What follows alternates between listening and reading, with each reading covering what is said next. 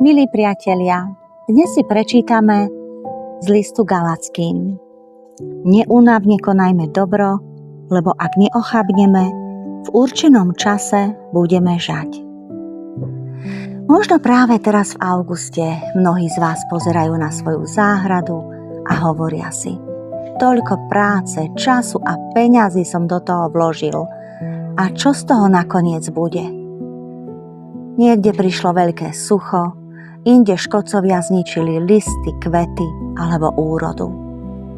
Človek sa snaží, stará sa, polieva, hnojí a potom príde niečo, čo jednoducho nedokáže ovplyvniť. A možno práve vtedy stráca chuť pokračovať. A nie je to podobné aj v našom živote? Koľkokrát robíme dobré veci a nevidíme výsledok?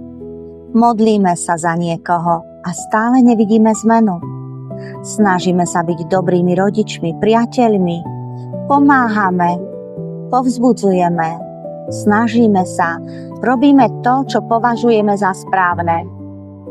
A niekedy máme pocit, že to nemá žiadny výsledok. V Biblii čítame aj slová: jeden rozsieva a druhý žne. Apoštol Pavol hovorí: ja som sadil, Apolo polieval, ale Boh dal vzrast.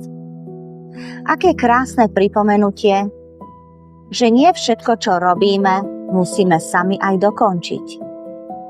A nie každú úrodu musíme vlastnými očami uvidieť.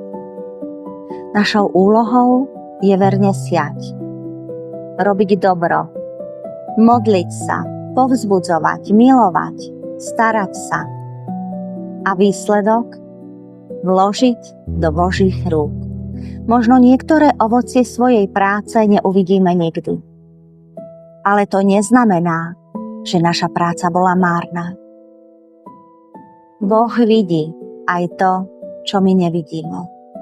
Vidí každé semienko, ktoré sme zasiali, každú modlitbu, ktorú sme vyslovili, aj každé dobro, ktoré možno zostalo bez povšimnutia. Preto dnes neochabujme. Aj keď zatiaľ nevidíme úrodu, sejme ďalej, modlíme sa ďalej, pomáhajme ďalej, lebo Boh zaslúbil, že v pravý čas budeme žať.